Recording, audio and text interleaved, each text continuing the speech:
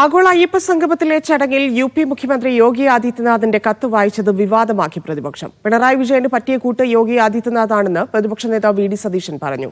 സിപിഎമ്മും ബി.ജെ.പിയും അയ്യപ്പ സംഗമം ഒരുമിച്ച് നടത്തിയാൽ മതിയായിരുന്നുവെന്നും പരിഹാസം. ഇന്ത്യയിലെ എല്ലാ മുഖ്യമന്ത്രിമാർക്കും കത്തയച്ചിരുന്നുവെന്നും മറുപടി ലഭിച്ചത് വായിച്ചുവെന്നും അതിന് വി.ഡി. സതീശൻ എന്തിനാണ് ഇത്ര പ്രശ്നമുണ്ടാക്കുന്നതെന്നും മന്ത്രി സജി ചെറിയാൻ ചോദിച്ചു. ശബരിമലയോട് ഇപ്പൊ കാണിച്ചത് കപടഭക്തിയാണ്. ബി.ജെ.പിയുമായി അവിശുദ്ധമായ ഒരു ബാന്ധവം കേരളത്തിലെ CPM-നുണ്ട്. അതിന്റെ ഏറ്റവും ഒടുവിലത്തെ ഉദാഹരണമാണ് യോഗി ആദിത്യനാഥിന്റെ സന്ദേശം. യോഗി ആദിത്യനാഥാണ് പിണറായി വിജയനെ പറ്റി ഏറ്റവും നല്ല കൂട്ട്. കാരണം ഇപ്പൊ ആ ലൈനാണ്.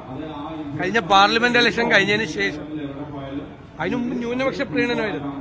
അത് കഴിഞ്ഞ് അത് കിട്ടില്ല എന്ന് മനസ്സിലായപ്പോഴാണ് ഇപ്പൊ ഭൂരിപക്ഷ പ്രീണനമായിട്ടാണ് ഇറങ്ങിയിരിക്കുന്നത്.